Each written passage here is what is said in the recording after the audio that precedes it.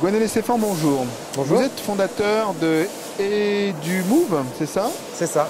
Et donc EduMove, c'est une application sur Internet qui propose quoi aux enseignants? Alors, c'est un site Internet destiné aux enseignants du primaire qui propose deux choses. Une partie gratuite qui est des fiches de préparation et un générateur de fiches de préparation. Et une partie payante par abonnement, donc une dizaine d'euros par an par classe, qui permet de gérer les évaluations des enseignants et des élèves sur toute l'année, qui fait gagner énormément de temps. Et voilà, c'est quelque chose que j'ai créé à partir de mes besoins en classe, parce que j'étais enseignant. Et voilà, je me suis développé les outils dont j'avais besoin, mes collègues l'ont utilisé. Et un jour, c'est une collègue qui m'a dit tu devrais le vendre, c'est vraiment bien. Donc voilà, je me suis lancé et ça commence à rencontrer un certain succès. Alors EduMove est un outil collaboratif également, puisqu'en fait il y a une communauté d'enseignants qui l'utilisent. Il y a 170 000 enseignants inscrits actuellement sur le site. Et toute la partie fiche de préparation qui est gratuite est alimentée par des enseignants volontaires qui partagent sous licence libre leur travail. L'intérêt, c'est que l'outil leur fait gagner aussi du temps dans la rédaction de leur fiche de préparation.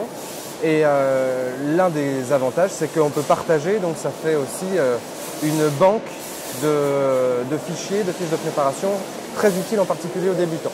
D'accord. Alors, le projet a 4 ans, 2 ans? Alors, le site internet a été lancé en 2010, il y a 4 ans, et la partie évaluation, qui est maintenant le produit phare, a été lancé il y a 2 ans, justement pour permettre de financer la croissance du site. Et donc cette partie évaluation permet de générer des livrets d'évaluation au quotidien, sans aucune programmation. Et on gère également la différenciation des élèves. On est le seul outil à le faire.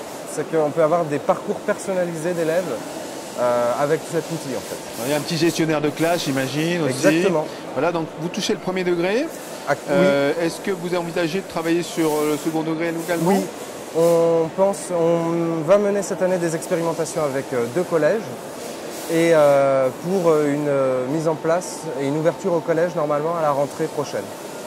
Donc voilà, ça fait partie d'un de nos axes de développement. Donc en gestion de classe, on parle souvent des ENT, espace numérique de travail. Est-ce que vous avez envisagé également d'avoir des API qui permettent de fonctionner avec? Ça c'est indispensable, c'est un de nos gros pôles de développement. C'est la possibilité de développer un connecteur, une passerelle technique entre EduMove et les ENT pour que les parents n'aient qu'une seule interface, n'aient qu'un seul outil à utiliser. Et donc les enseignants travailleront derrière le décor sur notre site pour faire leur livret et les basculeront sur l'ENT pour que les parents puissent y accéder comme n'importe quel fichier de leur médiathèque en fait. Je vous remercie, c'était EduMove sur Educatis 2014.